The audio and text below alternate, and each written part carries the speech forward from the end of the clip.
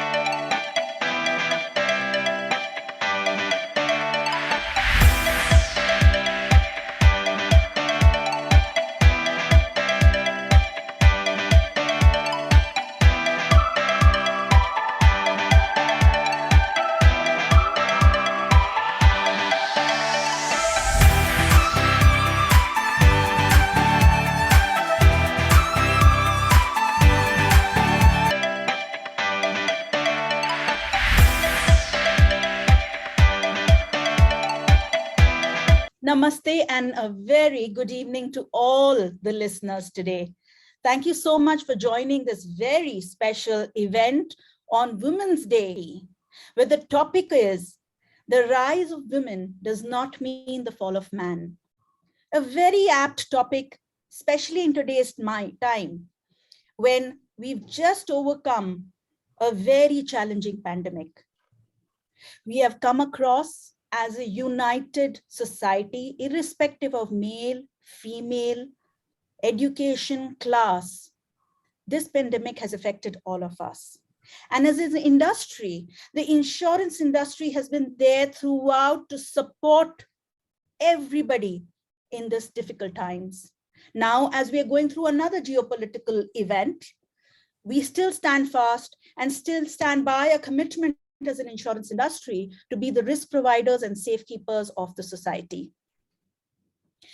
Women have been an important part of the whole ecosystem of our financial services, especially insurance. We have invited today special leaders, women leaders, who have proven beyond time that it does not matter whether you're a male or a female, you're going to do a fabulous job because you're a professional and you can do it. And today we're going to talk about, does being a woman make a difference and will it impact the growth of men? And for this very special event, which has been organized by Insurance Alertness, which is the largest Indian newsletter and second largest in Asia, led by our champion, Mr. Vivek Jain, who has helped us form this beautiful conference today and help us move ahead.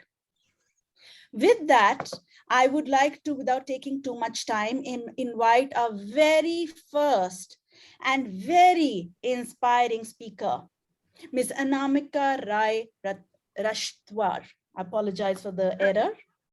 She is a complete inspiration, not only for us women, but also the men working in our industry.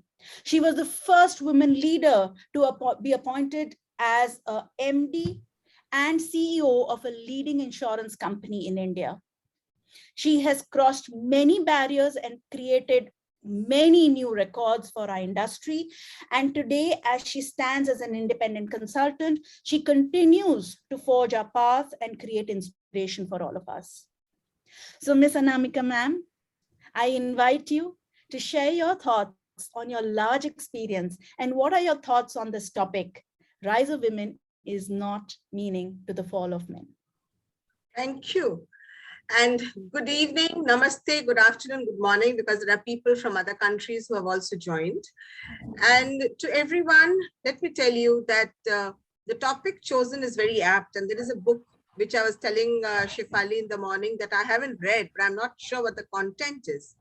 But in our own way, I would like to say from the beginning of civilization that we all are a part.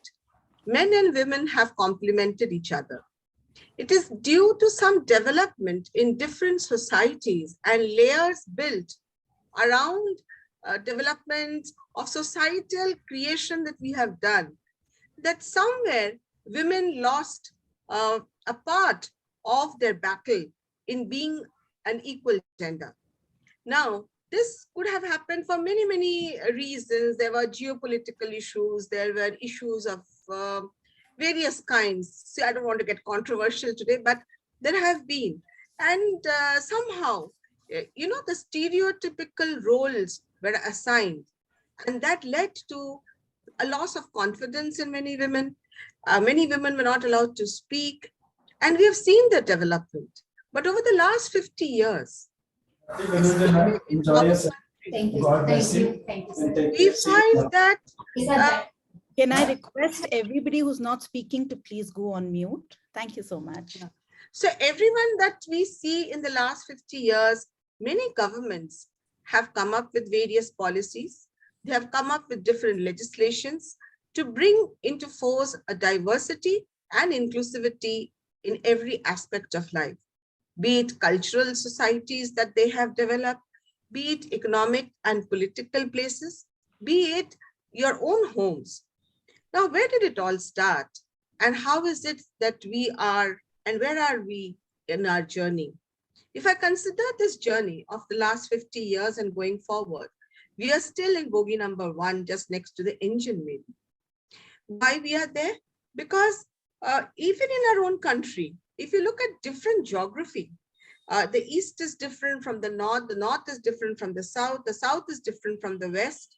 The evolution of women's participation in forming an inclusive society is different.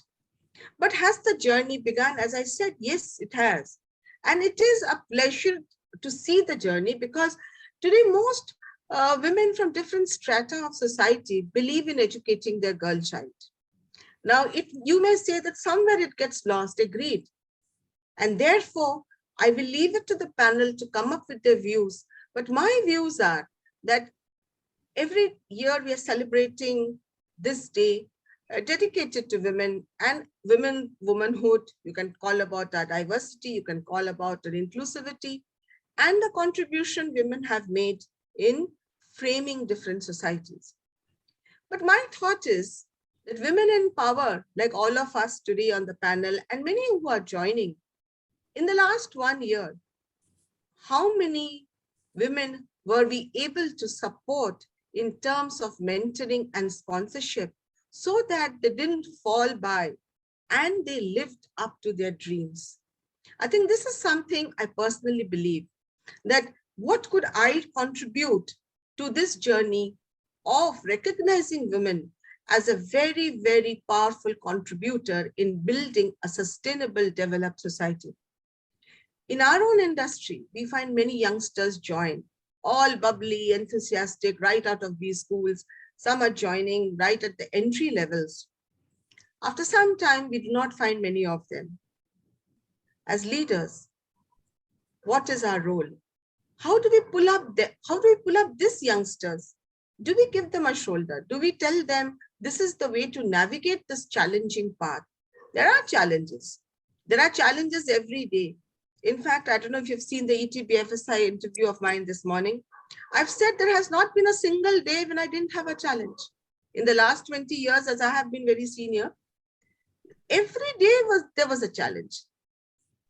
It could be business, it could be emotional, it could be a kind of office politics that pulls you down. But somebody like us, if we can help, I think we'll go a long way. And maybe I will request Mr. I think, Mr. Jain, that if possible, Insurance Alerts could create a platform of mentoring and sponsorship, of course, pro bono volunteering of some people. If we could pull them up and guide them through and make sure they reach their dreams, and that's the evolution of equal participation, helping people to come out and give their voices and let them be heard. Can I be a support? I think this is something I will leave my thoughts that the journey has begun. We all need to chip in, participate, make them powerful, make our next generation not suffer like many of us did suffer in the early days, and let the society progress for the benefit of all. Women bring in lot of values, and the moment we bring in lot of values and that's recognized, men become more powerful with us. So it's a combination. The society develops very healthily. Instead of competing with each other, can we collaborate? And how? There is a technique, there is some thought, there are some feelings, there are some emotions. How do we help people to weave them all through to go forward? With this, I leave it to the other panel members to delve upon the spirit of the topic today. Thank you, Shefali. And thank you, Mr. Vivek Jain, for giving me this opportunity to be in your panel this afternoon. Shefali, you may take it forward. Thank you so much, Ms. Anamika. That was so insightful. And I couldn't agree more. We all need to support each other, be it men or women. And we all need to kind of take a moment on Women's Day to reflect back and see, what have we done? Have we made a difference as we all strived to get better? Have we helped somebody else strive better? And uniformly as a society, have we grown up? Amazing, amazing nuggets of information. And I'm sure Ms. Usha, who is going to be our next speaker, Ms. Usha Girish is the General Manager of United Insurance Company Limited. She comes with an illustrious career, very inspirational again, of being working on the other side of the world, where she's worked in a public sector company. And they come with their own unique challenges. You have worked across multiple departments over your course of your career and many, many accolades and nominations. I will now welcome Ms. Usha to the platform to share her thoughts on this very interesting topic. Thank you, Shefali. Am I audible? Clearly. Right. So, Shefali, I agree with you. We have a very interesting topic here. The rise of women does not lead to the fall of men. See, here we have March 8th, the International Women's Day coming, and we are celebrating the Women's Day. That is just one day out of the 365. We are celebrating Women's Day, and we are talking about whether this rise will affect men. So what more reassurance do they want? When we come to the top, we will definitely be including them in our thoughts. That is the whole idea. The women are always inclusive, and they think of all the co-travelers when they look into that. So I feel that can be explained in one statement, that the rise of women does not lead to the fall of men. To elaborate further, I thought let me start with my own example first. Let me go to the family unit, okay, which is a basic unit in a society. So when we come look at a family, I feel my father has been the greatest supporter. uh, from childhood he has been, pushing me and being an admirer of all the achievements, feats that I accomplished. And even today he is, he thinks that I can do wrong, no wrong. So he does not feel that giving importance to me reduces his fatherhood status. The same can be said if I take my daughter. Her wishes and her fancies, whims, whether on professional side, whether on the personal side, whether mere fancies, my husband will go overboard to satisfy that. So there again, the rise of a daughter, he doesn't think it affects his manliness. And if I take my son and son-in-law, they also support me. And when they ask my opinion on the very small things that goes, then that does not affect their any status. We live in a symbiotic relationship. So, okay, maybe you will argue that this is a family background and the parent-child relation cannot really be looked into. So I take the man in my life again, my husband. He has, of course, not been as great an admirer as my father. In fact, he would have been critical many a times also. But still, if I look back and if I look to where I am today in my career front or in the personal front, I should admit that I have had a great support from him. If it hadn't been for him, I would have been afraid to take the promotion exams and because in public sector, like you said, it's pan India and we can be transferred anywhere, and you have that fear always. So I had actually been very hesitant to take the promotion exams. It is he who has pushed me. So he didn't think that my rise would affect him. In fact, I would like to say here that he retired recently after having been the chairman cum managing director of another scheduled A public sector company for over a decade. So I feel, in fact, there is enough room for everybody to rise together. If I come to the company where I'm working in, family, I'm leaving it aside, I'm coming to the company status. Here again, the fact that there are women at the top in my company as well as in the other public sector companies, we have this policy of uh, policy where the top leaders are exchanged within the four public sector companies. So as well as health insurance TPA, and so there are many women leaders. So that itself shows that there has been encouragement right from the management for the rise of women.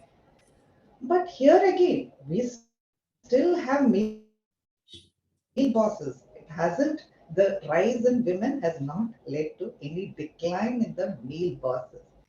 So, okay, leaving my examples aside, if I look in entertainment, has Deepika Padukone's rise affected Ranveer Singh? Has Anushka being there affected Virat Kohli? So, be it anywhere, take politics or anywhere, you will see that there is the society, the world is large enough to include both men and women in their career.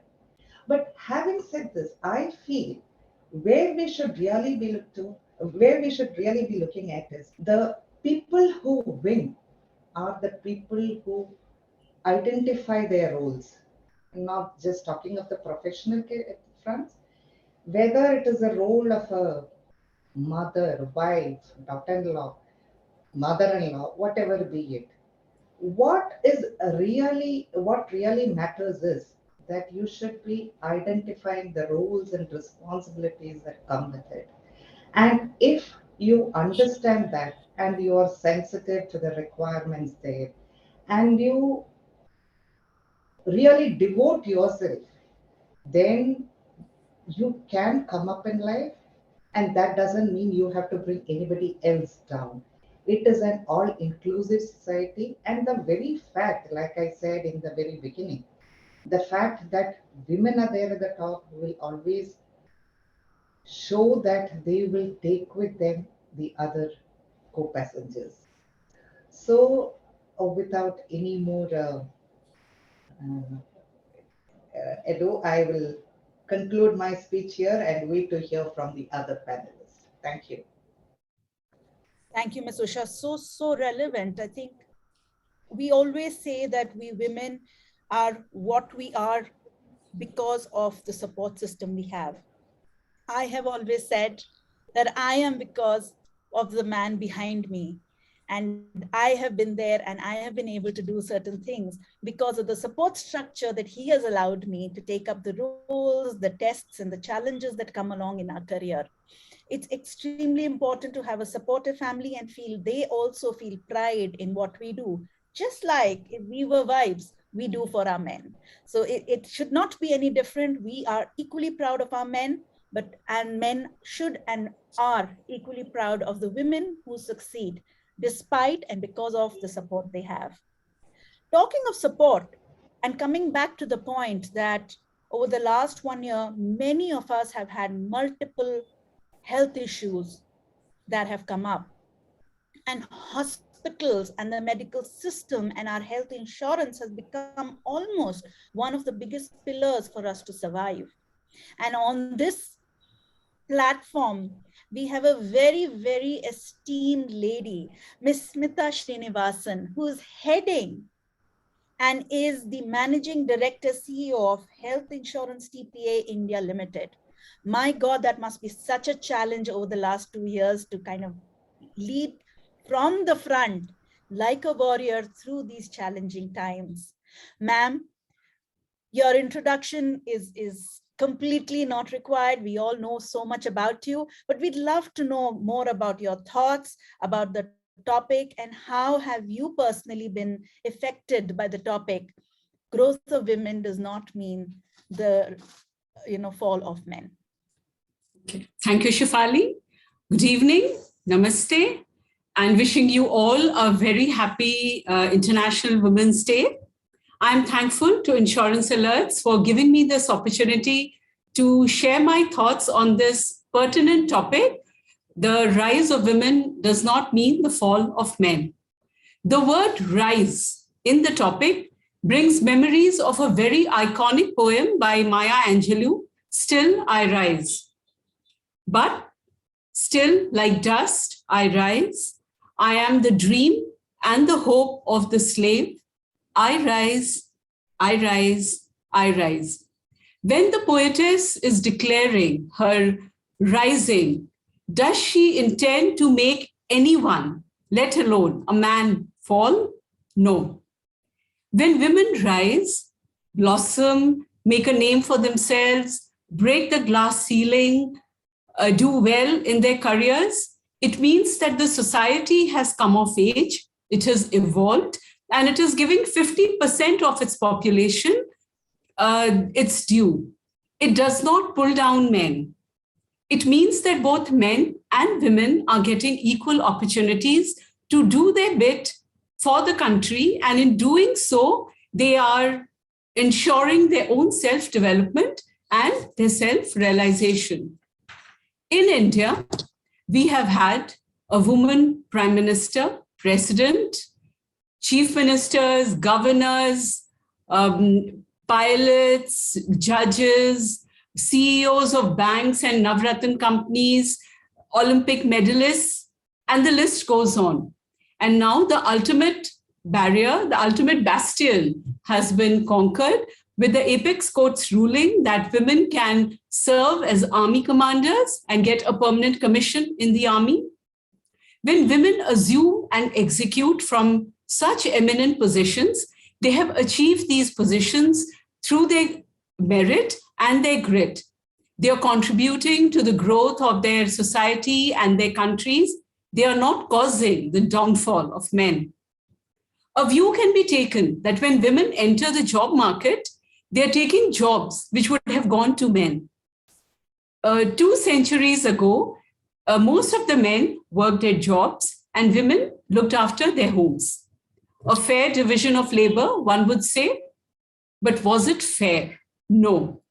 Most of us know the ill treatment, the abuse that happened behind closed doors, the unequal opportunities in education, in diet, in denial of voting rights, discriminatory wages, and societal judgments on a woman's behavior. And these and so many other ills led to the cause of women's emancipation. We all know about the suffragette movement, the Seneca Falls Convention of 1848, which laid the foundation stone of the feminist movement. Even in these, when the women were fighting for their place in the sun, it was for themselves, but not for bringing the men down. Their fight was for equality, showcasing how women were striving for gender parity. The rise of women does not mean the fall of men. Instead, it is the tipping point. Gender parity, like an end to all kinds of discrimination, will benefit everyone. Despite major strides and groundbreaking legislations, women still face widespread prejudices and structural barriers to further progress towards full equality. This progress holds benefits both for men and women. Women's gains have not come at the expense of men. Today, women's income is an important factor in determining the financial and social status of a family. Both the partners jointly take decisions for the family. The family, as one of the speakers said, is a microcosm of the society, of the nation. So that synergy of the partners of the family should reflect and replicate in the larger employment scenario. We all know that Michelle Obama was Barack Obama's boss when they met for the first time. The synergy of their union and what it achieved for Barack Obama is unparalleled in the world. Whenever circumstances have demanded, women left their comfort zones and took on responsibilities with courage and fortitude. The women in the infant state of Israel became combat soldiers. We all have seen the heartening images of Rani Lakshmi Bai defending her motherland on her horseback with her baby son tied to her back. She led her people when there was no man to do so. In Britain, when Britain was fighting the world wars, most of the men were either on the war front or were maimed and wounded. The women started working in the factories, in the postal department, delivering letters, driving trains, so that the backbone of the nation, the economy, and the infrastructure could continue. The rise of women in the world has shown to the world hitherto unimaginable talents. Marie Curie, twice the winner of the Nobel Prize, the discoverer of radium; Valentina Tereshkova, the first woman in space; Kalpana Chawla, the astronaut; Mother Teresa, when she toiled on the streets of Kolkata; Shrimavo Bandaranaike, the first woman prime minister, democratically elected in the world. Do we tell these women to arrest their rising because they were bringing the downfall of men? No. Because when women rise, men do not fall. They find supporting partners. Women and men are not adversaries. They are both making their space in the world based on their capabilities, their faculties, their competencies, which helps them both to grow together. Societies which do not allow women equal opportunities do not flourish because 50% of the human resource is devalued. Women need to be respected for the work that they do, the choices that they make, the freedom that they desire. Men are, as most of us said, they are the wind beneath our wings. They have helped us achieve these positions. So men are and should continue to encourage women to grow and rise. Where required, they should extend a helping hand so that women, when they rise, men too soar upwards with them, and together, men and women help to take their homes, their societies, and their countries to greater heights. It may be happening slowly and unevenly, but it is happening unmistakably. The modern economy is a place where both men and women have equally important roles to play. I started with a poem from Maya Angelou, and I would like to sign off with another favorite poet of mine, the Nobel laureate, Rabindranath Tagore, and I quote from his Gitanjali: where the mind is without fear and the head is held high, where the clear stream of reason has not lost its way in the dreary desert sands of dead habit. Into that heaven of freedom, my Father, let my country awake. Thank you. That was so beautifully said, Ms. Smita. And thank you. Thank you. You know, even though we all know about Barack Obama, I think the fact that you mentioned that actually Michelle Obama was his senior and Barack Obama superseded and became the world's most powerful politician and man kind of rings a bell and kind of becomes a kind of a light moment and say, yeah, absolutely. You know, when strong women stand next to capable men, is the man who ultimately succeeds. So it's all interconnected and intersupported. And on this beautiful note, and the poetic feel that we've all got into, I think it's just the perfect time for me to invite Ms. Sangeeta Sethi. Ms. Sangeeta Sethi has put in a lot of effort and volunteered with great love to share a poem with us. And I'm going to request her to do that. But before that, I'm also going to say, I don't know if the chat message reached all of you, all the attendees, we have a few over there. If you have any questions, any thoughts to share, any questions that you'd like to post to a specific panelist, please use the Q&A section of the button at the bottom you see and post that. Time permitting, I would love to share those questions and I'm sure the panelists will be happy to answer them. So feel free to interact, chat with your panelists, they will respond to you, and let's make this a little more interactive. And on that happy note, Ms. Sangeeta, over to you.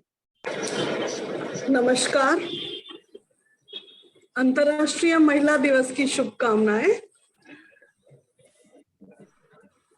अभी जितने भी speakers आए, सबने अपनी बात pros में की। अनामिका जी ने, उषा गिरीश जी ने, और अभी स्मिता जी ने थोड़ा सा पोएटिक टच दिया माया एंजलू और रविंद्रनाथ टैगोर की कविताओं से। तो मैं कविता में सोचती हूँ और कविता में ही बात करती हूँ। विवेक जी ने जब मुझे ये विषय बताया कि इस बार हमने ये टॉपिक रखा है, the rise of women is not the fall of man, जो मेरे दिल और दिमाग में हमेशा चलता है कि क्या हम महिलाएं पुरुषों को गिराकर आगे जा रही हैं या पुरुष हमारे साथ में हैं और हम उनके साथ में हैं। बात मैं कविता में ही करूंगी और मैं इस बात के लिए शुक्रिया अदा करना चाहूंगी विवेक जैन जी का, जिन्होंने मुझे इतना सुनहरा अवसर दिया कि मैं इंश्योरेंस इंडस्ट्रीज की इतनी बड़ी स्पीकर्स और सीईओज के साथ में मैं कविता में बात करूंगी कि हम किस तरह से सब लोग, हम सभी यहाँ महिलाएं हैं, सभी हम अपने एक जैसे ही फील के साथ में आगे बढ़ी हैं संघर्ष करके। तो हमारा पुरुषों के प्रति क्या सोच है, मैं वो कविता में बात करूंगी आज के विषय को लेकर। कि मैंने चाहा है उड़ना आसमान में बेखौफ, कि मैंने चाहा है उड़ना आसमान में बेखौफ, खोल कर पंख बिंदास कि देख सकूं आकाश में उड़ते हुए तुझे भी, कि देख सकूं आकाश में उड़ते हुए तुझे भी, कि आकाश का नीलापन समोलूं खुद में, कि आकाश का नीलापन समोलूं खुद में, कि देखूं अपनी धरती को कैसे दिखती है आकाश में उड़ते हुए, कि देखूं अपनी धरती को दिखती है कैसी आकाश में उड़ते हुए।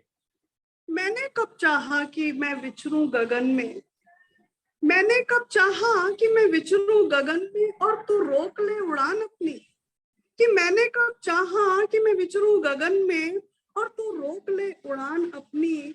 मैंने कब चाहा कि आसमानी रंग तू जज्ब ना करे, कि मैंने कब चाहा कि आसमानी रंग तू जज्ब ना करे आकाश में उड़ते हुए। मैंने तो चाहा है लहरों से अठखेलियां करना निर्बाध, कि मैंने तो चाहा है लहरों से अटखेलियां करना निर्बाध, तैर कर चीर दो सीना समंदर का, कि तैर कर चीर दो सीना समंदर का, कि झरनों में भीगते हुए समोलूं प्रकृति को खुद में, कि झरनों में भीगते हुए समोलूं प्रकृति को खुद में, कि देखूं कैसे झरना बनता है नदियां और नदियां बनती है समंदर पानी, कि नदियां बनती है समंदर का पानी।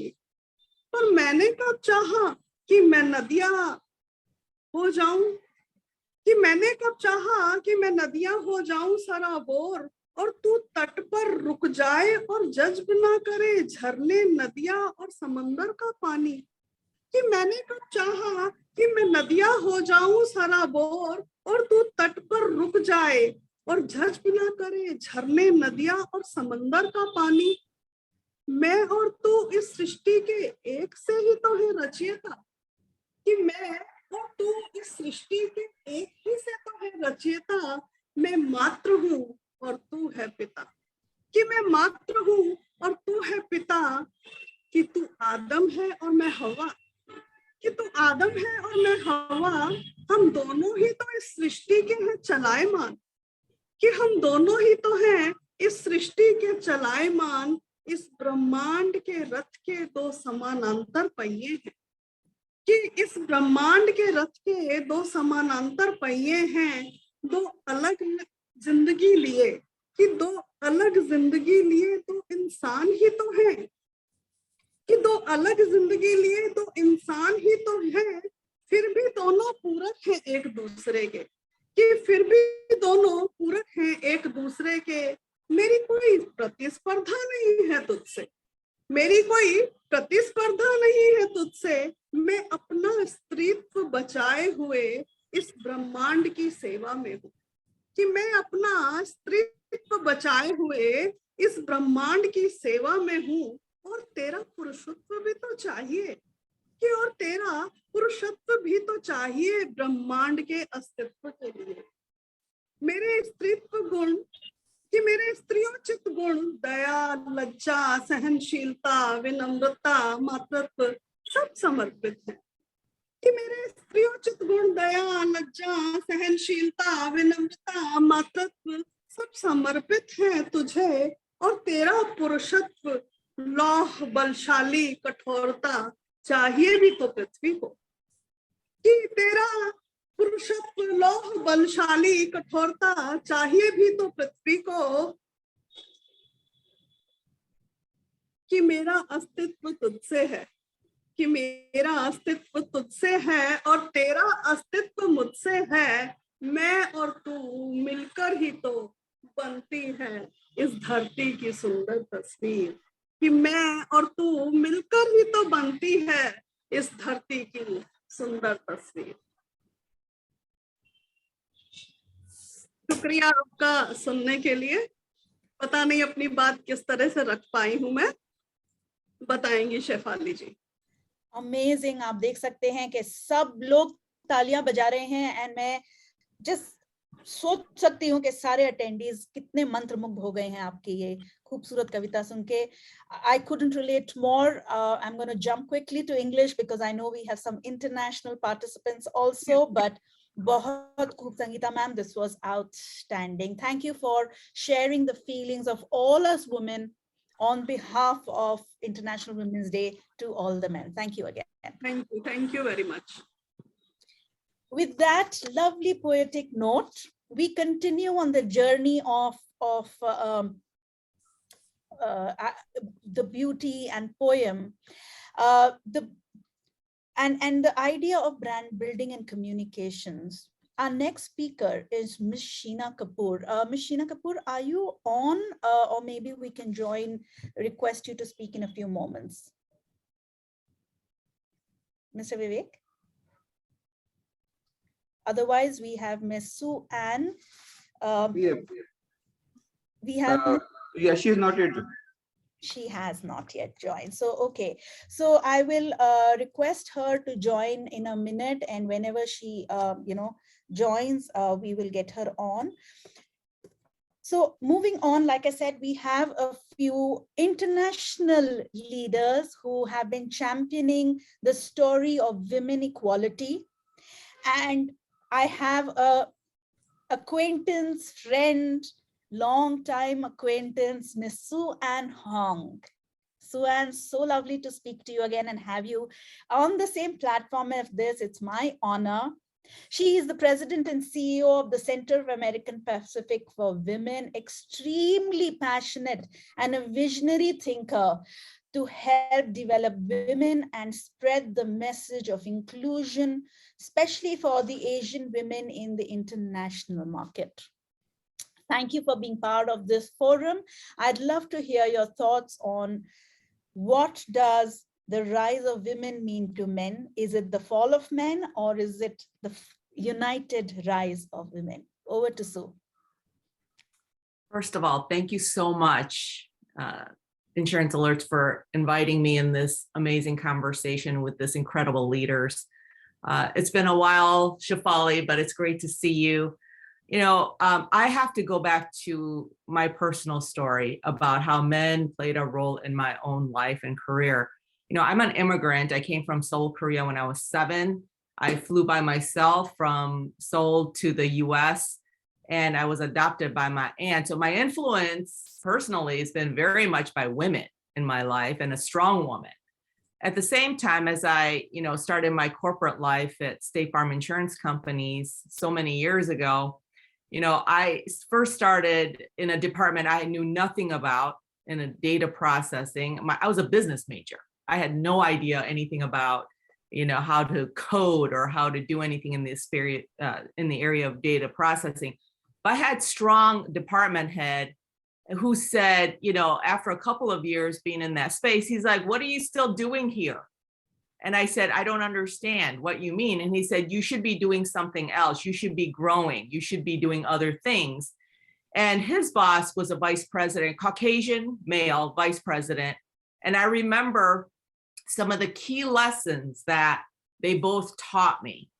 And I was going to share those 3 things with you, because I think this is a great example how, men as allies, men as supporters, we need them in order to elevate.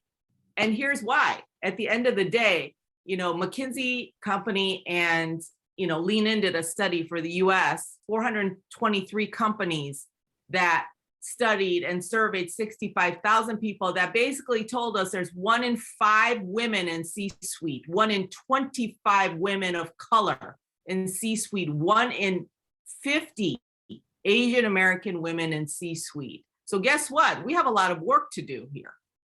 And we need everyone to support us. So in my situation, there are 3 key things that I learned from my male mentor, and I would say a sponsor, who really put his name out there on my behalf to say she can do it. Number 1 is that I needed to be in a profit and loss area where there's understanding the core business, understanding what the company is all about. How do we serve the customers? How does the revenue flow? What's the expense ratio? So there has to be a deep understanding of the business. So that's number 1. Number 2, I would say, is the fact that it does take a village to raise a leader. So they were setting me up for so many opportunities to be in touch with so many different types of leaders who I could learn from. It's not, you can't learn everything from one mentor, one sponsor. It takes a village to do that. So for me to get an opportunity to have incredible, incredible leaders who showed me the way and were honest with my capability, things that I do well, and also areas that I needed to work on for myself. As an example, I had one leader who told me, "Sue Ann, you're a little naive. You need to, when you go to corporate, you have to really understand the landscape, the political landscape. And you really need to understand how things work. So observe your surroundings and really understand how decisions are made and how resources are allocated." So that was number 2. I would say number 3 is, even if I didn't know how to do something, that I say yes. I still say yes to opportunities. Here's an example. When I was a first line supervisor, I got a promotion to be the department head of that data processing department. And I had to take them through transition from 62 people to 19. Now, I was pretty new. I was 27 years old. And I had a promotion. I didn't realize that I knew what I was doing, but I had to figure it out, and I had to learn how to use my resources, and I had to tap on experts who knew what they were doing. And so I would say the third is to be able to say yes to opportunities that you did not know you could do. Because in reality, somebody else, like a sponsor or a mentor, they have faith in you that you can do it. And sometimes we don't have to check every single thing off the list 100% to know that we're able to do something and to achieve something. And yes, I was able to take that department and migrate from one location to a centralized location, get it down to 19 people, but it was hard. And it was very difficult because some people didn't end up with a job. But that was my responsibility. And I took it, and I got a lot of support doing it. So those are the 3 things that I would share that really early in my career I was influenced by men and their allyship and support.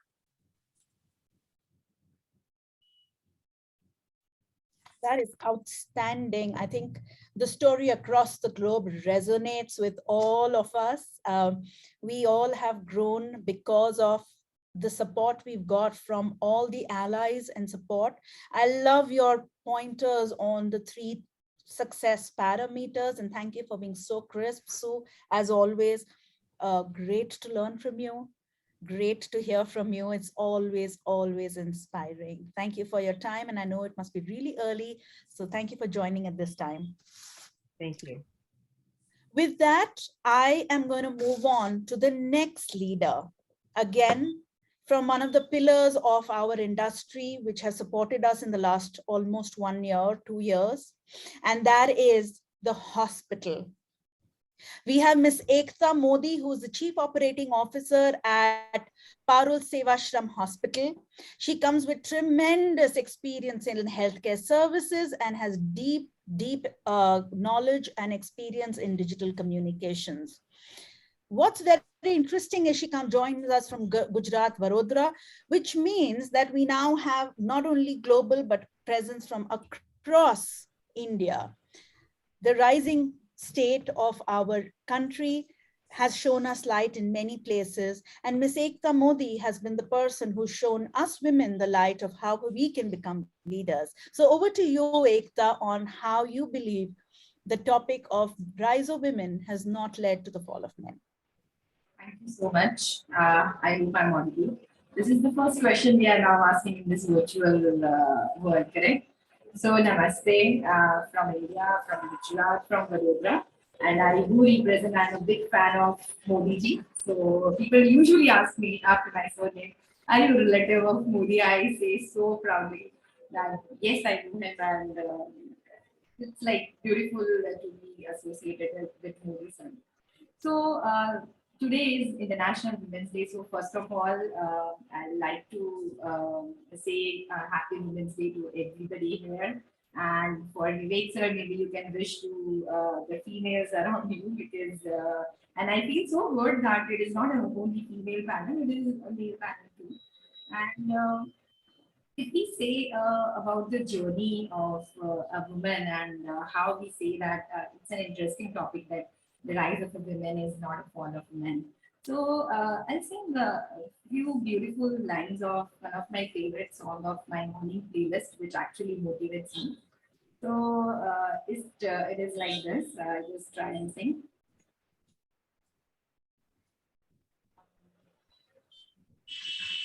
Just a second.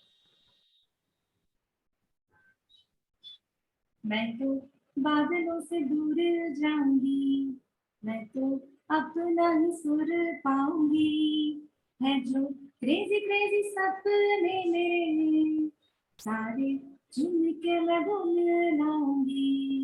हमना इस दुनिया की हो ही नहीं, अपनी ही दुनिया बनाऊंगी। ये एक जिंदगी मेरी सौ ख्वाहिशां मैं पूरी मैं पूरी करा।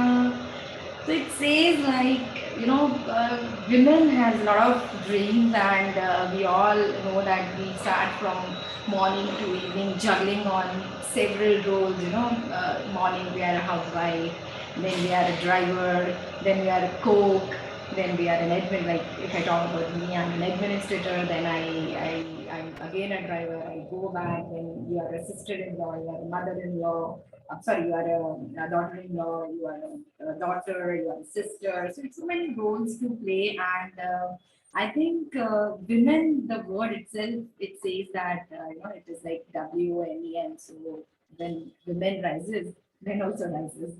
She has he, SHE. So it's he also. It's hidden in she. So when she rises, he also rises. So it's not like it's a fall of men. It's always a rise. Itself, it says that it's a rise of women and it's a rise of men too. And nowadays, we see that all of many females are climbing the corporate ladders. We see a lot of startups. I work in a university, so I see not many startups by not many entrepreneurs who are females. So the concept, the ideology is completely changing. But of course, we know that we live in a male-dominant society. So it's time to, we are in a transit phase, but we're not completely moved towards a stage wherein each of us ideas are accepted completely. And when it comes like for family breadwinners, so earlier it was like men were only the family breadwinners. So I think now it is changing. Women are equal. Women are along with them. They are like yeah, holding hands together. And if we know that they are working, like both the parents are working, so the responsibilities are of course shared, and it is husbands or father-in-laws or fathers who are my son, who they all are supporting that no, you can do this, you can carry it on. As for example, talking about today, I had multiple events. So I had to be a guest in my son's school also. So I said, how will I manage them? My son was, no, don't worry. I'll give you my tablet. You just carry on with your hospitals, and whenever your turn comes, I'll give you my tablet and you just log in. So I was like, oh, he's also supporting me in that. And good to see that the young generation is also supporting. So if we talk about the changes in which the last decade is happening, and of course COVID, pandemic has made us learn so many things. And I think in pandemic, many women I saw that who got their role, who got their identity, how they work, what they work. Because when men were at home, they actually saw what a female does. Even if it's a homemaker, they have a lot of things to do. So the cultural part, the social part, the economic part, the financial part, the growth part, in every era, women are rising, rising, and rising. And I think the era was quite bad. If we all have heard about the name of Savitri Phule or Anandi Gopalji, who was Savitri Phule was the first teacher, Anandi Gopalji was the first medico. So I think in that time also they were backed up by their husbands only to pursue the further studies and everything. So it was in our generation since long. But somehow the chain was not that strong. And I think now the chain has become very, very strong. We are now accelerating about the gender equality norms that we speak about. And today's females are like you name them, they are the innovators, they are athletes, businesswomen, mothers, soldiers, office workers, nurses. Since I work in a healthcare industry, majority of my staff is are nurses. So I see them playing a lot of roles together and helping. Like sometimes it happens like that. Usually in night shifts, there was a tendency where we get male staff so that nurses are not able to pick, male patients and all. But now we have become so smart. No, no, we don't need male staff. We'll manage. 2 or 3 girls will together will manage, but it's okay. So I think the change is now seen, the change is happening. So it's like we never say that we are better than men. I don't think there should be any competition of who is the best, because everyone is best. Even we are the best. And now, today, a lot of people came and told me that there is a lot of celebration going on for Women's Day. Men's Day, nobody thinks of. Nobody even says कि Women's Day कब होता है, इतना सारा celebration कब होता है. So then we say that see the importance of women. See how we are in the limelight. So I think now women are coming in that limelight, and men are also acknowledging them. So today in our hospital, all the men did the function for all the females, and that was super cool. I think to accept this as a gesture was itself a very good thing. So, and as I told that it is since you're like Florence Nightingale, Mary Curie, we all know that there are superwomen who are, and some are silent superwomen whom we don't even know. So even now, Hollywood films are coming on the gender equality and so on.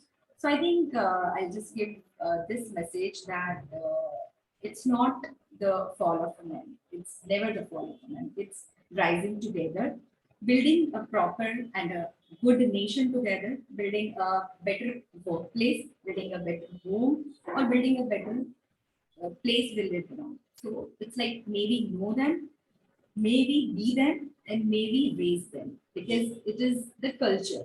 We all know that it's the culture which is carried forward. So I'll again say that the message should go very clearly that it is not the rise of men when it's a rise of women. It's the rise of a country. Thank you. Amazing. That was really, really nice. Maybe move them, maybe raise them, and maybe create a culture where women are equal to men, and not just as a figure a person, but more as a real action, as you have spoken in the hospital that you work for. This is amazing. With this, we have our next speaker, Ms. Shilpa Arora. She is the co-founder and CEO of Insurance Samadhan, a hardworking, dedicated, and devoted lady who has been an inspiration to all of us other leaders. She has been taken roles across sales to training, to the extent of being a faculty in an international and a Japanese company. I would love to hear from you, ma'am. How have you managed this? Your success has been an inspiration, and how has your growth led to the growth of other men, or has it led to the fall of them? Thank you so much, Shefali, and thank you, Insurance Alert, for inviting me for this session. In fact, I was hearing Ekta, and it was so nice to hear that we need to rise together. So I'll start my talk with one of the paper that I read, where it was said that 75% of the unpaid work is done by women. And in the same paper, it is also mentioned that women contribute to just 10% of the income, and what's more, own about 1 to 2% of the property. So here I'm not complaining, but I'm talking about an opportunity that exists. In fact, there is an IMF report which suggests that if there is equal opportunity given to men and women in the workforce, then the GDP of India can rise by 27%. So it's a huge opportunity to work together. And I agree with the topic that rise of women is not a fall of men. In fact, we need to rise together. So having said that, I also believe there are a lot of challenges a woman face in the workspace as well as at the family level. So I'll start with my journey. So I started my career with a pharmaceutical company, and in the interview only I was told that they are experimenting, and I will be the first medical representative to be introduced in the company, and obviously that will come with a lot of challenges. And that was true. Because most of the sales meeting would happen in the evening, and then there will be casual chit chat where I was not a part of it because I had to leave the meeting so that I can reach home safely. Even the doctor saw the woman medical representative for the first time, and they were uncomfortable meeting us in the evening or late in the late hours. So I could manage the situation, and I was a top medical representative for almost 5 years. In our times, for the next promotion, you really need to wait for 5 years to be eligible. So once I was eligible for the promotion of area sales manager, I could see clear apprehension with the management. Once I applied, I had to undergo a series of interviews which extended for over 6 months, because for the first time a woman would be promoted in the company.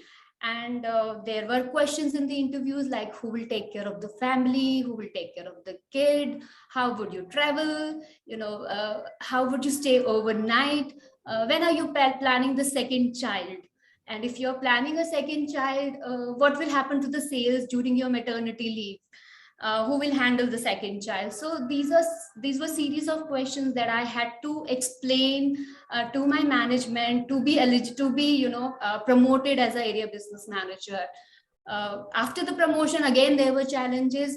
The senior medical representative had problems in taking instruction from a woman, and that to half the age. So they were not accepting, but slowly we could build a rapport. And within the first year, I became the top area business manager. And this continued for about 4 years, where I was a top performer in the company. But the challenge continues.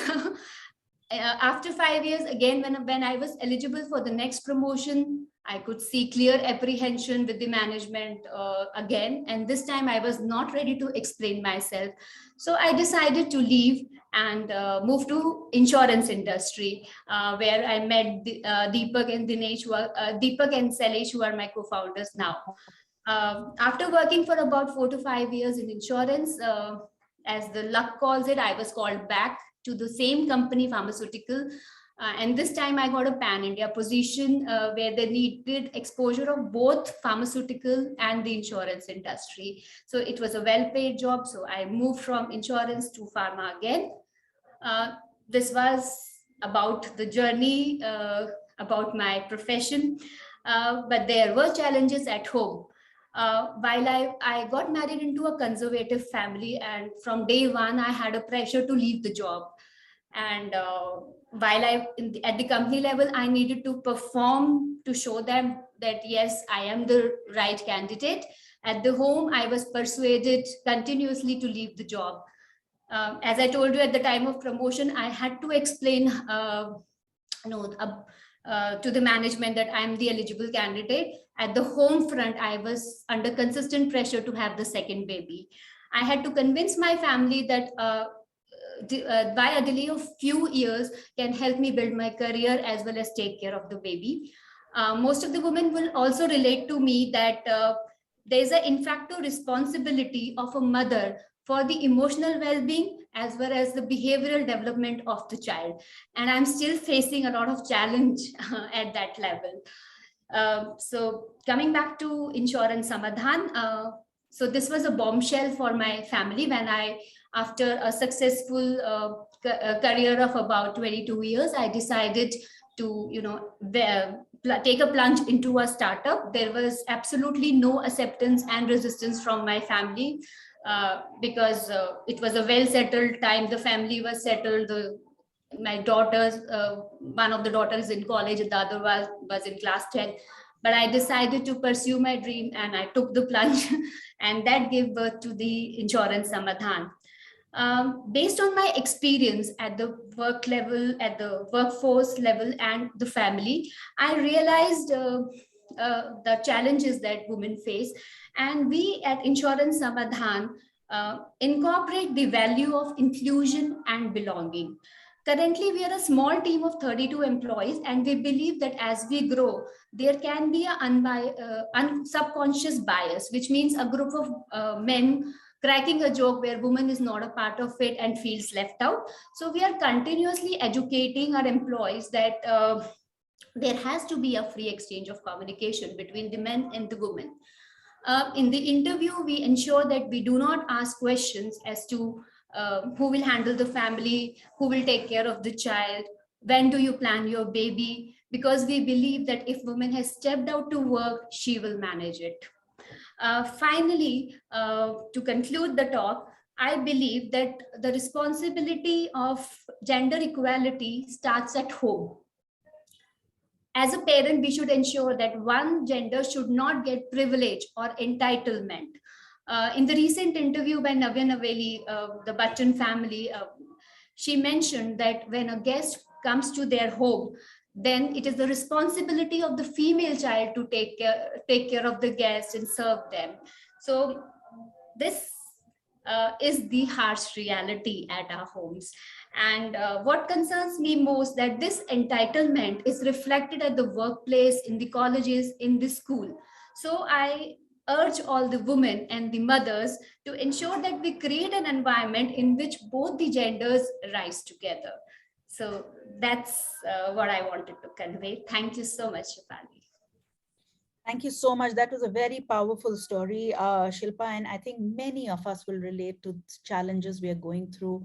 Similarly, some of us have overcome it, some of us still going through it, and hearing that, you know, it's just not us, and senior competent leaders like you are also through the similar challenges really gives us comfort. And one of those senior leaders is Ms. Amrita Sen. She is Senior Vice President and Business Development of Howden Insurance Brokerage India. Business development, our topic we were just talking about, one of the most challenging roles women tend to take up has been business development. Not only is it stigmatized, it is also there are preconceived notions about the challenges in the role. But we have one power woman here who has surpassed all those challenges and risen through and above those levels. And I'd love to hear from you, Ms. Amrita. What are your thoughts on this topic? And if you're open, some personal stories.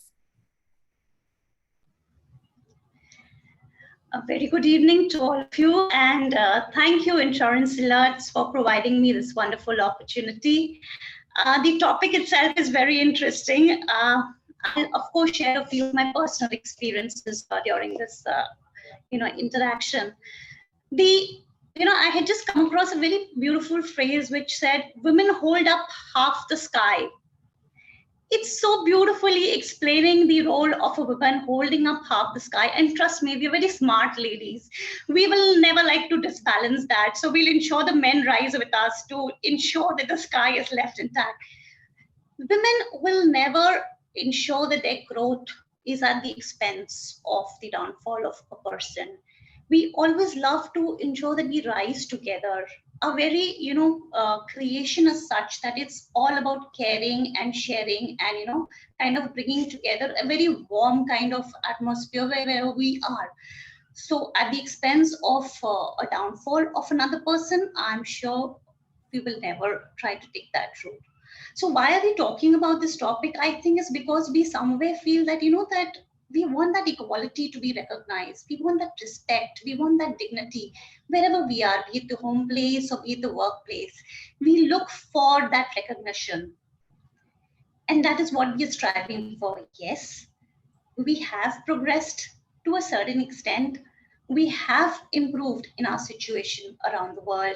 Even in India, we've seen a lot of changes, the way things were perceived earlier. I've heard stories from my grandmama, how the life was during their time. During my mom's phase, it was, yes, better. During my time, I'm thankful that, things have changed. And I pray that, our children will get a better world. But of course, there's lots and lots that has to be done still. A lot of things are still, there are a lot of challenges for us are still there.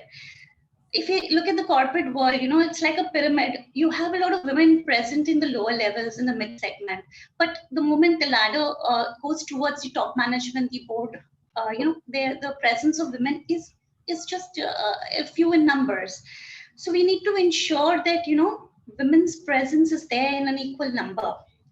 So that we can, of course, if you think talent, yes, there is a lot of talent. But why does that presence become lower out there?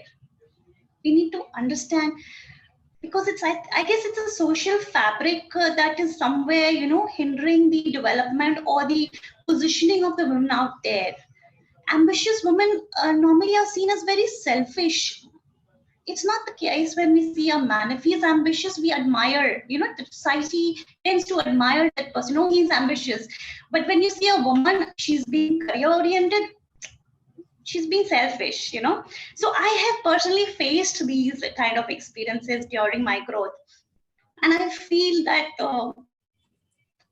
this should be something which should be taken care of, because we are working hard, we are equally talented, we are giving our best, our 200, we the best people who do multitasking, we've got so many roles to juggle, so many crystal balls in our hand, which we keep trying to maintain at equilibrium. But we have to prove ourselves every time, that yes, I'm not neglecting this role. I'm not neglecting my kids. I'm not neglecting my job. I'm giving my best. I'll just talk about one very, small incident in my when my kid he's 15 years old now. He was a small kid of around 6 years old when I went to one of my friend's place, and the husband happened to interact with my kid and found him to be pretty responsive and very intelligent, And he said, Amrit, इसको मेरे पास छोड़ जा, इसको मैं IT material बना के निकाल, IT material बना के निकालूंगा. You know what? Shiva, I should have felt happy about this comment, but I was in tears. I was in tears because somewhere I felt a little guilty. Was I being too, kind of selfish in my own career growth? And was I neglecting my child who was bright, and maybe I could give him some more time and ensure, he got into a better kind of a career growth. So these are challenges we keep facing as women. The social fabric needs to improve much better, where the spouse or the society recognizes our work in a much better manner, and we also are able to grow and ensure other females come forward and grow along. There is no falling down of men. When we grow, we will ensure that they grow with us, because like a woman, when she is working out, there's always a perception in the society that it must be because of some financial requirement. No, it's not that. It's not because of financial requirements that a woman steps out to work. They could be her dreams, her desires, her aspirations. She has them. She wants to live them. And that could be a reason. And yes, when two people work in a family, it leads to a better life for the kids, better education opportunities, a good, bringing an uplift in the entire living scenario. The society itself grows, The standard of living definitely improves to a great extent. And somewhere down the line, we also help men. In our social fabric, you'll see the man is given the, kind of a scenario. He has to be very masculine. He has to be very strong. He has to appear to be the sole bread earner. He's got so much of pressure on him. Here, we want to extend our hand to help him. Okay, don't take the pressure of the entire family. We are there to help you out. You live your dreams the way you want to. Make your choices as a career. If you don't want to do this, do something else which you actually would love to do, rather than just thinking of bringing up the family, and being pressurized by the situation. So where we are actually helping the entire society come up, we are contributing in a very good manner to the entire society, bringing up good children. I think basics of society where we can put our points forward is where we can put our inputs in the family system itself, and we are looking after children. Let's inculcate those feelings in them, so that the girl child and the boy child are given to do the house tasks. It don't segregate like my earlier panel said that, even the females are supposed to cater to the guests. Why? Let's encourage children, our sons, to go ahead and cater to them and understand it's their responsibility equally. And there's a lot of things that have to be done. Yes, in the society, there's a lot of security issues, which we have faced also. We always have, look at our wristwatch when we go for calls. If it's too late, we feel a little tense, like, coming back home too late.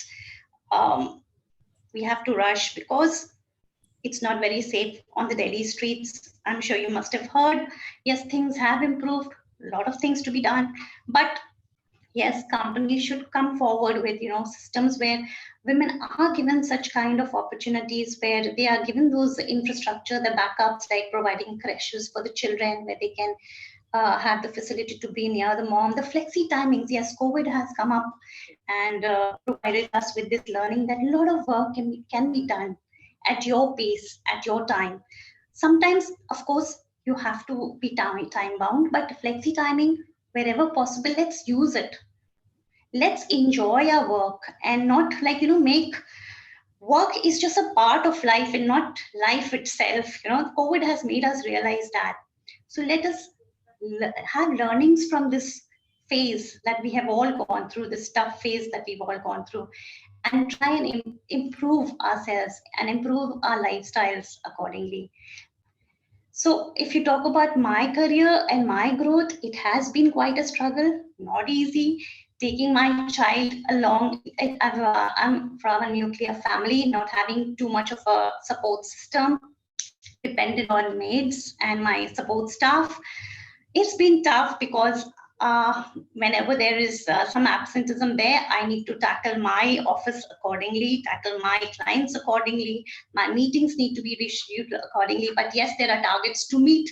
So it's been hard, it's been tough. But yes, that's how life is. And given a chance, I would love to repeat it the same as it is. There have been learnings and I've worked upon them. But yes, I would love to encourage all females, come over, explore your dreams. There is a beautiful experience in these tough times, because when you come out as a winner, you feel good, you feel you've achieved something, you feel nice, you can definitely share your happiness with other people. You can, my son is learning from, he's more independent when he doesn't have his mama all around. But yes, when I am with him, I ensure I give him that quality time. Those 2-3 hours of a day is quality time. It's not quantity, but it's quality time when I connect with him, when he connects with me. So that's all I like to say. I really, it really doesn't matter who wears a blue or a pink. It's all about equality, teamwork, sharing, caring. That's it. Thank you so much, Shafali. That's all I have to say. Thank you, Ms. Amrita. This was so connected, and we all resonate with this, especially we women who are bringing up children. We carry the burden of social responsibility and the implicit expectations that all of us lead. But it's equally important that as we bring in the next breed of men and women into the society, we hopefully are able to show them through example as to how we have been able to do it, not despite the challenges, but by helping each other, by being there for each other. And I couldn't agree with you more. Having a double income gives a lifestyle and a quality that possibly a single income may not allow. And that's something we need to cherish. We need to help the society understand. It's not that they are not available. They are making life available in a different way, which would not have been possible had we not been working. Thank you so much, ma'am. And with that, I have Ms. Sheena Kapoor, an inspirational lady who heads the marketing corporate communication for ICICI Lombard. She has over 20 years of experiences building brands and proving herself as a branded woman leader. She had created value and leading teams with a bias for action and outcomes. Her thought process towards marketing has been very different, and we'd love to hear from you, Ms. Sheena. What is your opinion? When women rise, do men fall, or we all rise together? Hi, thank you, Shafali, for the introduction and the kind words. And thank you, Insurance Alerts, for inviting me. And I did get the opportunity to hear the previous speakers, and that was extremely inspiring and insightful. For all the audience members who are gathered here today, I personally believe that no singular day can do justice to acknowledging the contribution of women or celebrate womanhood. Because how do you even come close to recognizing or acknowledging the genesis of the creative force of the entire universe, right? We as women. And yet, at least we have the solace of this one day where brands and humanity, wake up to recognizing, acknowledging, celebrating the myriad feats, innumerable achievements of women, and ones that my gender continues to achieve. So here is a big salute to all of us who've carved out a niche, broken the glass ceiling, climbing the corporate ladder, setting up our own enterprises despite all odds. I think women continue to face certain invisible barriers. There are stereotypes, there are some deep-rooted, deep conditioned biases that creep in. But despite all these challenges, there is an entire crop of young women leaders who are stronger than ever before. And the industry is, fraught with examples of stellar women. I mean, even in areas of life which were predominantly male dominated, right? You have a woman who's a self created billionaire, you have a woman who's climbed Mount Everest, a woman at the helm of SEBI, you have a woman who's an astronaut or an Olympian or an athlete, or, in fact, just earlier today in the office, I met an incredible woman who's the first and only woman commando trainer in India. And you're talking commando training, right? Which you would expect as an aggressive sport and discipline to be male dominated on physical strength alone. And coming to your topic, when you say rise of women is not the fall of men, it's definitely not. And in fact, I would tend to concur that when women rise, we all rise. As a community, as society, as an economy. It's a force to reckon with. Today, organizations have become more and more conscious. At the board level, there are agendas on gender diversity, inclusion in the workforce. And yet, women remain underrepresented in corporate India for most part. And I think this is an unrealized contribution at both a social and an economic loss for the country. But I do believe that as more and more women, enter the entry level in workforce and they move into different roles in their lives, balancing work and family, they somewhere along they tend to give up their jobs. And that's a challenge that most women face. Even at an India standpoint, right? The women in India contribute, even though we're half of the global average, we contribute just 1/6 of the economic output. Imagine for a 1.4 billion population country like ours, where major part of the population from a demographic standpoint is young, agile, and almost 50% is women. If we were able to utilize this substantial portion of female workforce, what are the kind of results or impact that it would really bring about? And it would be nothing short of groundbreaking. Globally, as per World Economic Forum, India stands at nearly 150th place on economic gender gap. And therefore the entire conversation around economic participation and opportunity for women. So I think there is still enough to be done on having enough representation in the workforce, and that's an opportunity loss. We need to work fast towards empowering women across the nation to play an active role. Speaking closer home and on this conclave, I believe from an insurance standpoint, if you insure women, you ensure sustained growth. Insure women and ensure sustained growth. And a conclave of this nature, and it's wonderful that you have many women speakers coming forth and sharing their experiences. But it really is, explores the nature of the entire industry and how the presence of more women in senior positions, what could be the biases that women face in the workplace that they can overcome, how do we remove them, what are the salary gaps that may exist, and they do exist, how to reduce or eliminate them, and how to provide women leaders the tools they need to stand up. One always says diamonds are a girl's best friend. I don't know whether diamonds may or may not be a girl's best friend, but I believe a woman's best protection is being financially independent. And here is where enabling and investing in women entrepreneurship or financial independence creates a multiplier effect and benefits not just the women of today, but benefits the entire future generations. And you're talking about outcomes on a social standpoint, which is disproportionately larger.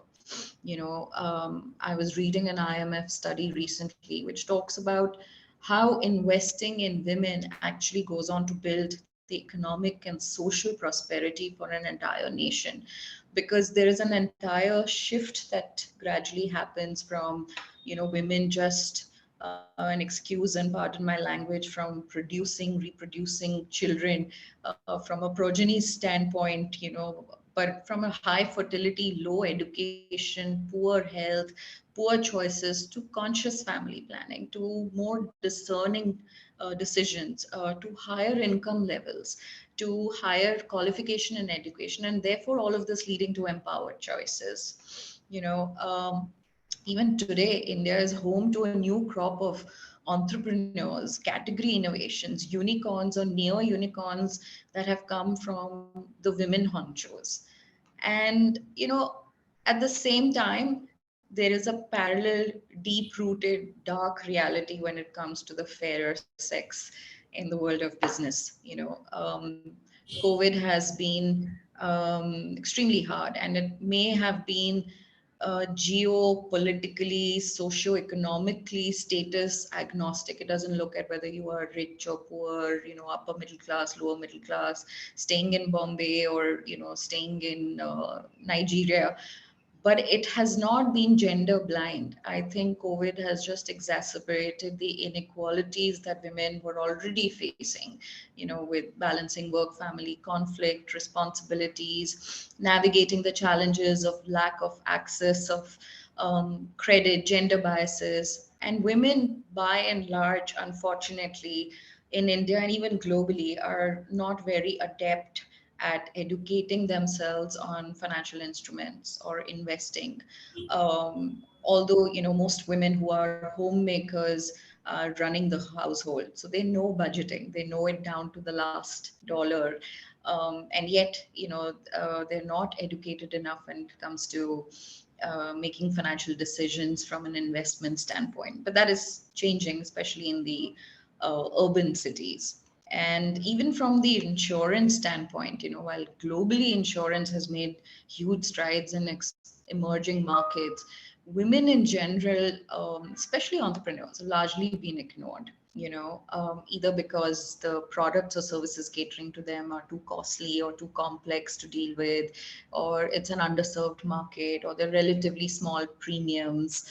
A lot of women enterprises, they often resort to selling assets or taking loans to cover healthcare costs, hurting their ability to recover from setbacks. In fact, a lot of women particularly look at insurance as an expense rather than an investment. And like I mentioned, the tide is changing slowly but surely. And the pandemic has highlighted not just the challenges, but the opportunities in an even greater measure.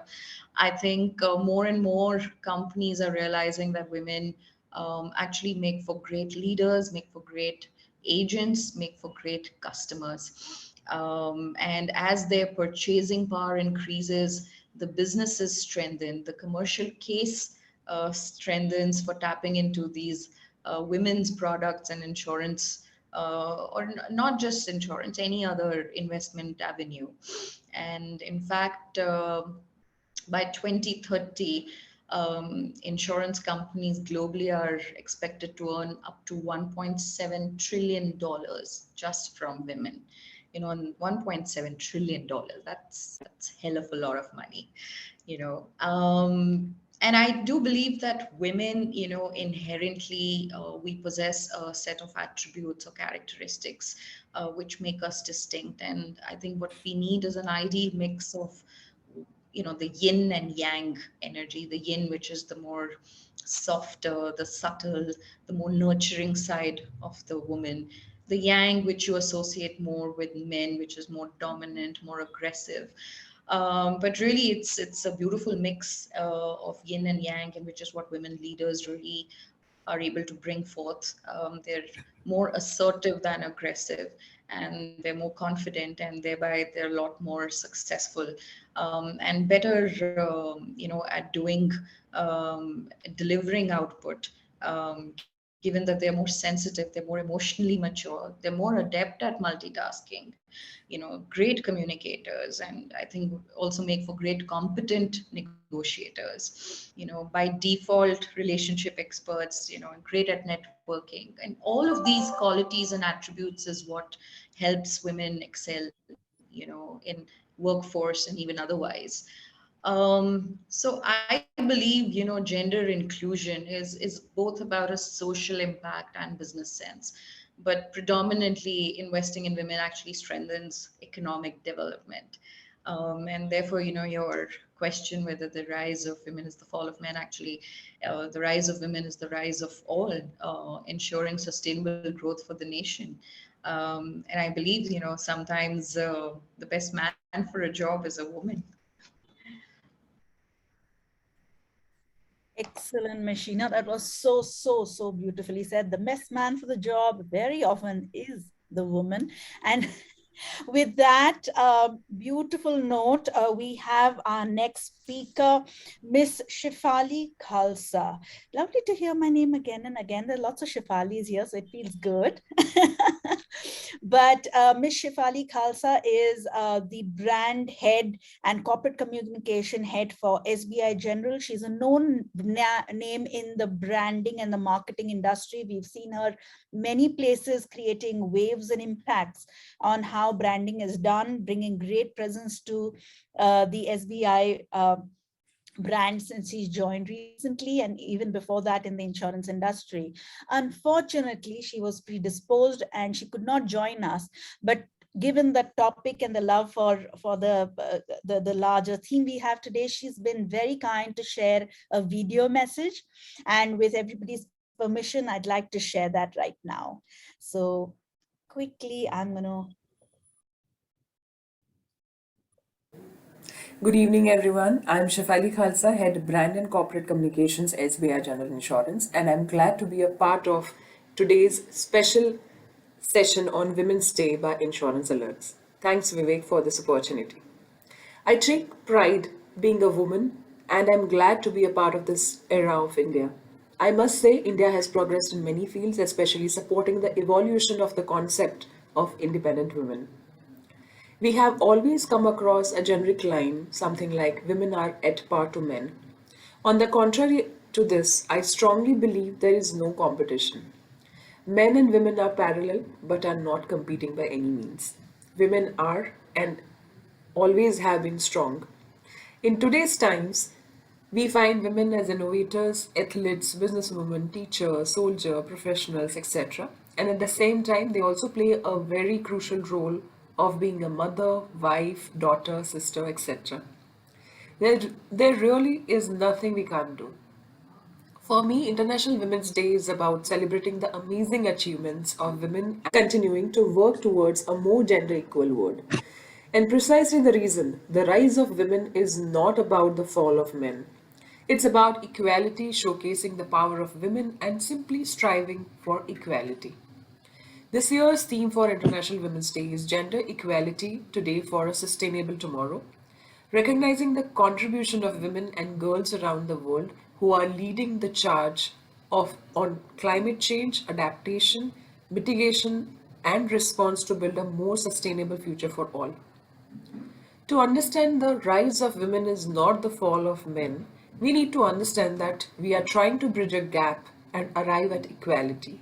To understand this gap, here are a few stats. Gender equality is not only a fundamental right, but a necessary foundation for a peaceful, prosperous, and sustainable world. Globally, women represent about 38 to 40% of participation in the labor force. Vice versa, in India, it is only about 19 to 20% of the total workforce. Talking about the leadership roles in India, women are found in a proportion of only 3.7%. However, glad to mention that this has increased by 0.5% from 2014 to 2019. The percentage of women employed in India is very low compared to men, although slowly and steadily the wide gap is reducing as you will find women taking charge in various fields of India. To bridge this gap is precisely the conversation around women equality has picked up the pace. Men and women bring varied perspectives to the table. Women have been making strides across the fields, and there has been a shift in the way they want to be perceived. There is a shift in how women today manage finances and proactively seek to understand the investment instruments, insurance, etc., which were earlier very much considered as male dominated. We hope that the financial independence for women continues to become a part of mainstream discourse. Women entrepreneurs have a potential to be the biggest force in India's economic growth. That's all from my side. Wishing a very happy Women's Day and a year ahead to all the lovely ladies there. Thank you.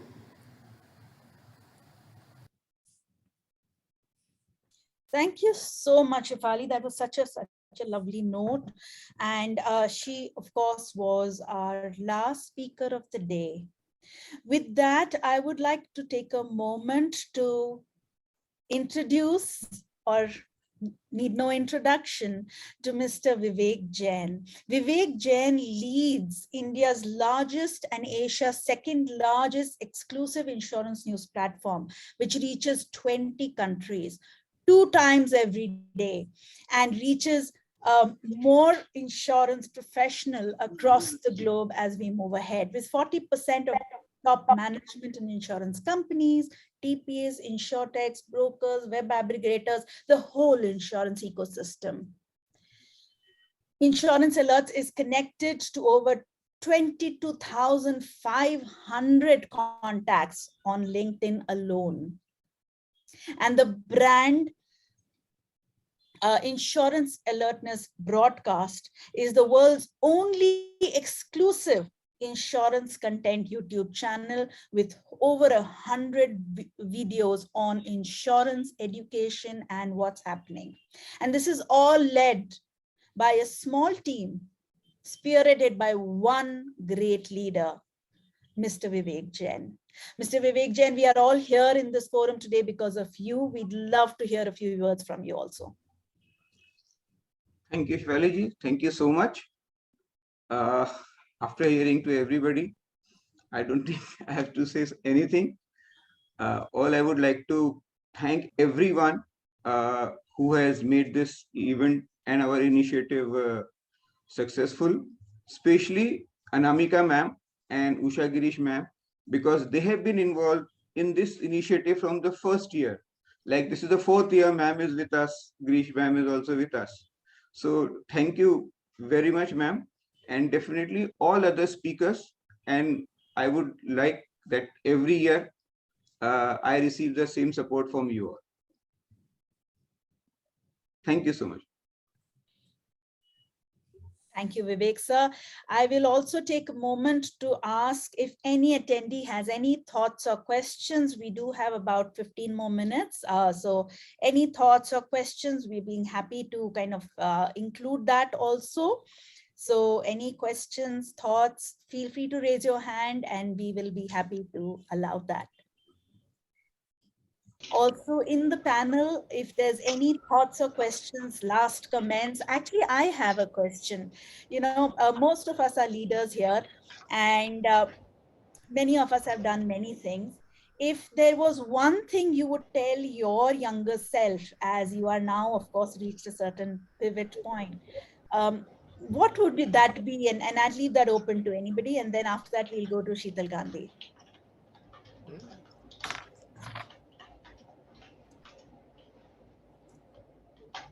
Maybe Usha ma'am, what would you tell your younger self? If there was one advice you'd give. Today, younger?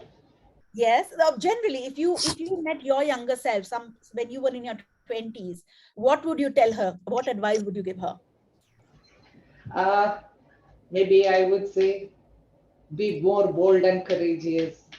because at that point we had been, there had been setbacks because we were not sure whether we were right. And at that time, the self-confidence had not built in. Today, after all this experience, maybe we have really learned to speak out. My younger self, I would say, be more courageous. I would also like to say something. I would say the famous quote of Mahatma Gandhi, what he said, be the change we want to see in the world. Fabulous. I know Sangeeta Gandhi wanted to put a question. Sangeeta, if you could type it, I'm not sure how I can make you a speaker also. But I know, Suan, was it something you were saying? I saw you come on the video. I would say that follow your gut instincts, because your gut, when I ignore my gut instincts, it usually turns into disaster. So what I learned is that I have to follow my gut, and it's usually right. We have a message from Ms. Usha Girish. Congratulations, Insurance Alerts, for yet another wonderful event. Thank you so much, Ms. Usha. It's all thanks to your support that we keep doing these things and moving ahead. I will wait for Sheetal Gandhi to send her question to me. But in the interim, maybe I can ask one more question. And this is, Anamika ma'am, thanks to you, the thought that got provoked. If you reflect back to your career, do you believe, have you been able to support or lift another woman? Many hundreds. It's not one or two. And that's the best part of my career, I think. Were able to guide through many women during my career, groups of women, when we started a special initiative in one of my companies, how each one were mentored every night, because it was very difficult. Even today, besides what I do take on a lot of mentoring roles. People who reach out and not reach out, it's a systematic progression that happens, when they start and how they move, what they do. So this is the most beautiful part, I think, of what I could achieve.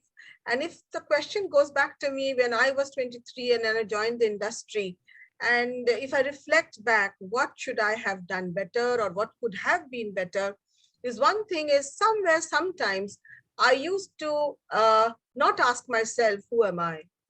And what do I want?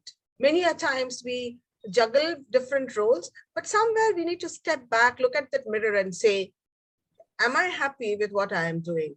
At the end of the day, I came alone, I'll go alone. Everything else is just an ecosystem around you.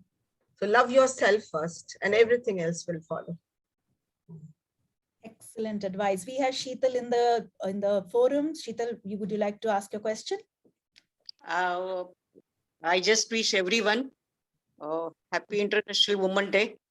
And Shefali, it's not my question. It's just my one thought what I want to put in front of Mr. Vivek Jain. Vivek ji, you have just today put your topic was that rising of woman is not a fall of the man. My second question is a rising of the man in the domestic field is not a fall of the woman. So what I want to say today is that yes, both of them are working together. They are the parallel. A train cannot move unless and until there are the two parallel places where it has to move. So this is what nobody is just at the fall of anyone, but we all are equal. We are on a parallel and we work on a parallel. That's what the message I want to say, that the way in which the man is rising in the domestic help is not a fall of the woman. Same way the woman rising in the field is not a fall of the man. Thank you, Shefali. Thank you. Thank you, Ms. Sheetal. That was very, very well said. Any other attendees wish to ask a question or share a thought are more than welcome. We do invite that. And as we do that, maybe the next question that I'd ask is, more as mothers having perceived social responsibility of bringing up the next generation, are there any thoughts or best practices you can show or share that we all can abide by, men or women? So as a father or as a mother, what should we do at home that brings in that inclusive culture? Any mother, I mean, all whoever's had the privilege of being a mother would, I'm sure Smita ma'am, Aarti Sen, anybody who wishes to share. Shefali, here I would like to say I have brought up 2 children, a son and a daughter. Lovely. They're both working in corporates. My son is 31, my daughter is 27, and very chilled out and grounded children. So what my husband and I did is gave them a lot of responsibilities. My son was older and my daughter is younger. So the son was given the responsibility of looking after the daughter and explained that, okay, when mommy and daddy are at work, you have to look after your sister. The sister was taught that she has to look up to her brother and follow him, his instructions, whatever he says. And slowly we brought in a lot of discussions about work into home and took their views, involved them in many things, took them to office when we were working on Saturdays, so that the children understood that what the parents were doing, it was important not only for the family, but for themselves, to grow, to become better people, to work and find our own bearings. So it was not that I'm working only to earn money or I'm working because I want to feel powerful, but it is what I am today. And keeping the children involved in everything that you're doing. Like, even if I had to prepare something for this today, I just spoke to everybody in my family and everybody said, yeah, this is it, that is it.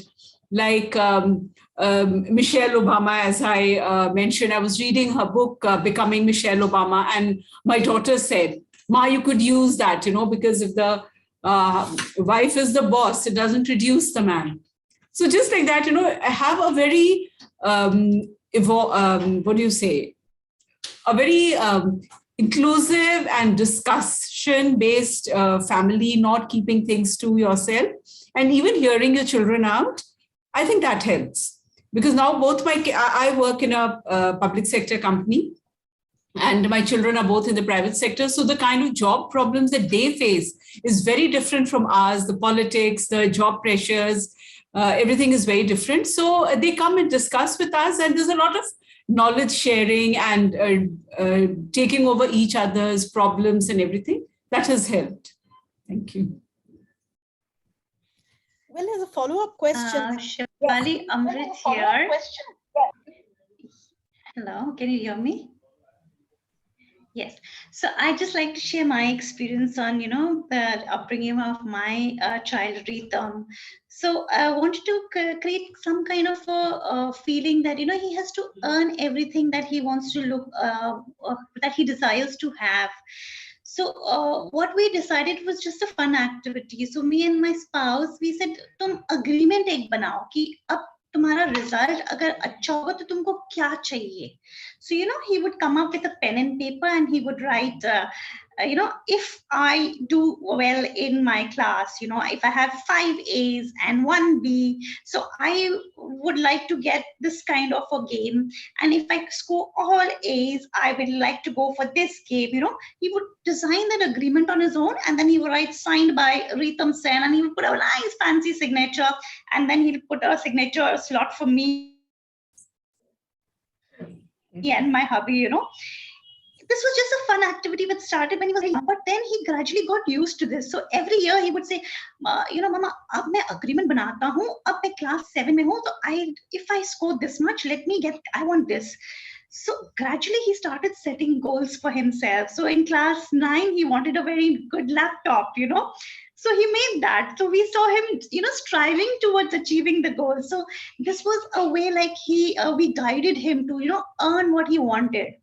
In a way, because see, we were all coming from middle class families. We did not have it all easy on a platter, but they have it all, for them. We are all, happy to spoil them. So this was a checkpoint. We wanted him to, look forward to whatever he could do best to get what he wanted in life. So I've seen that come gradually. He's got used to it and he's going on hopefully in the right direction.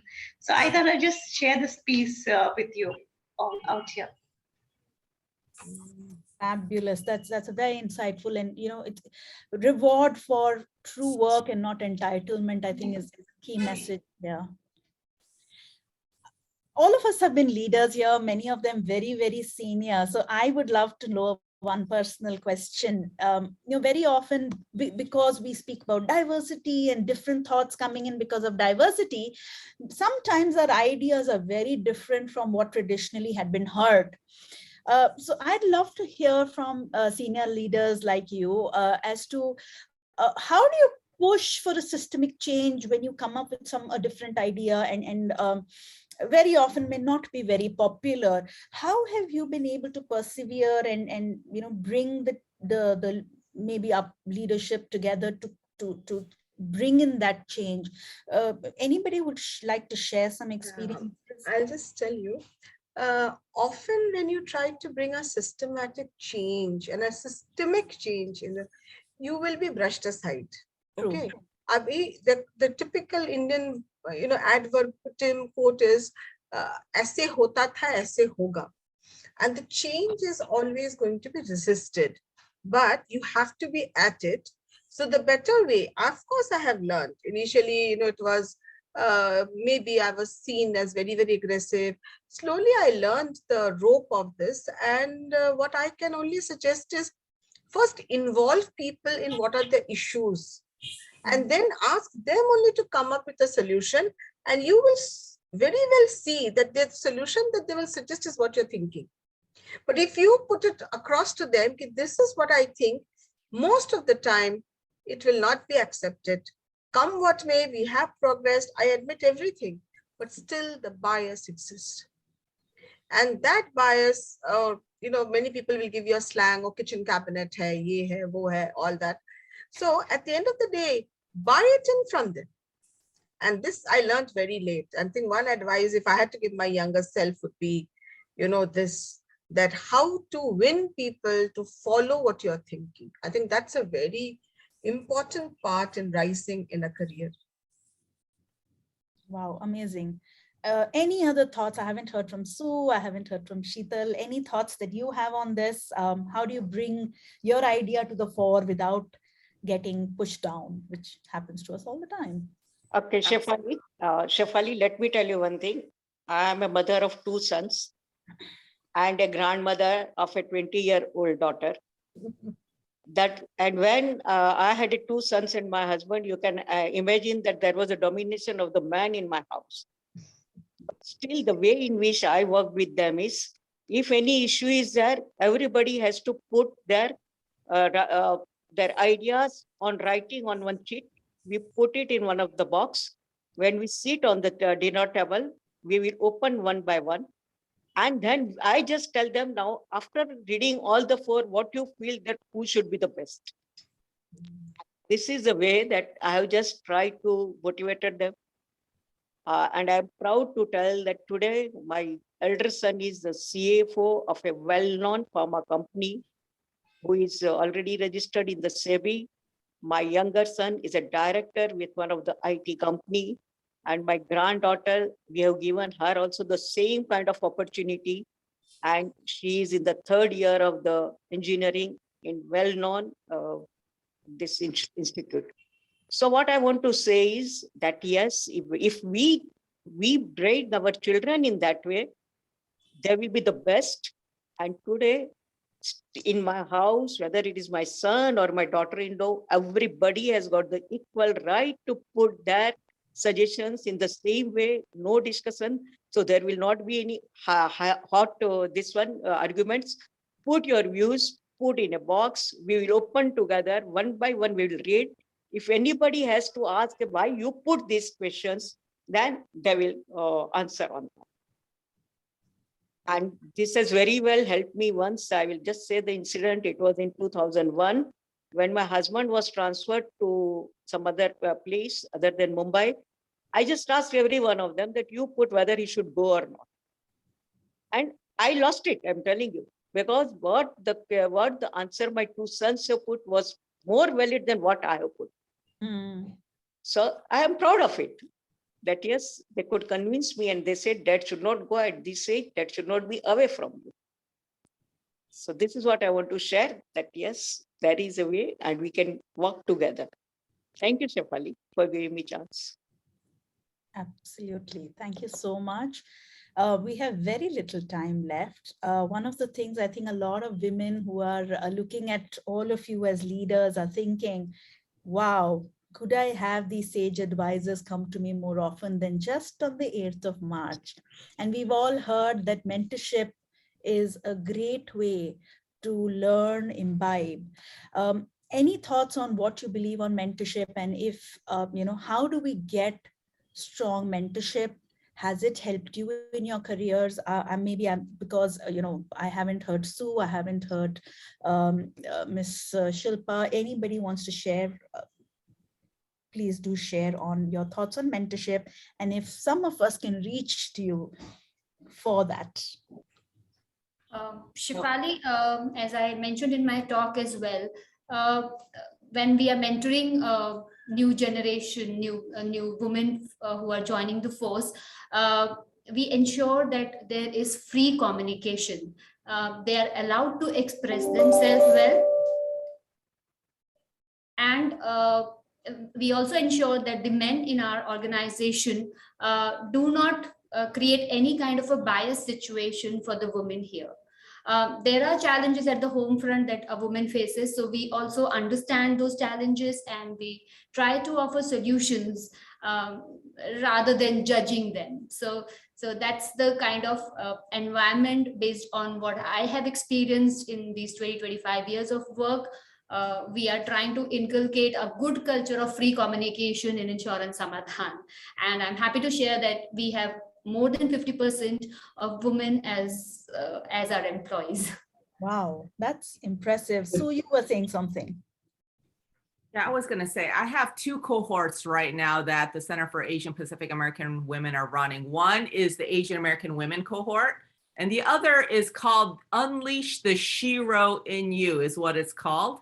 And this is Asian, Black, Hispanic, and Native American women coming together, early career. And what I find is that number one, they are all needing to work on finding networks and mentors. That is very common feedback that I received. Number two is that they're very, very focused on building their self-confidence so they can make informed choices. And it is based on relationship capital, relationship mastery.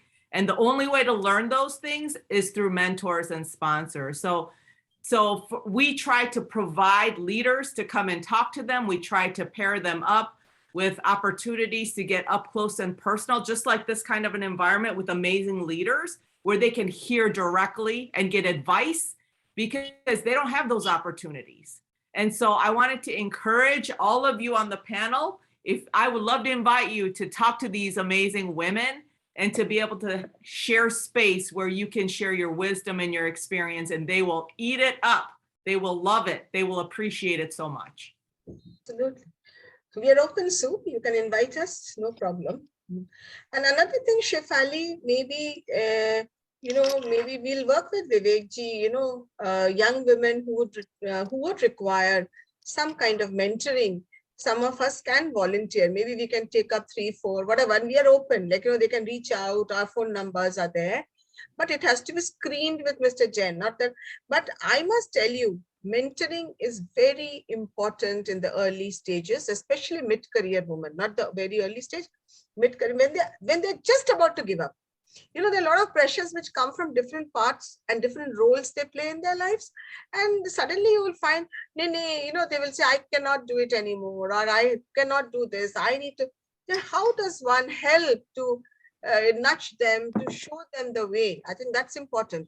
And where sponsors are concerned, I must tell you that, I have missed out on getting good sponsorship, and it helps. It definitely helps. I've seen women who got very good sponsors, where they have reached today.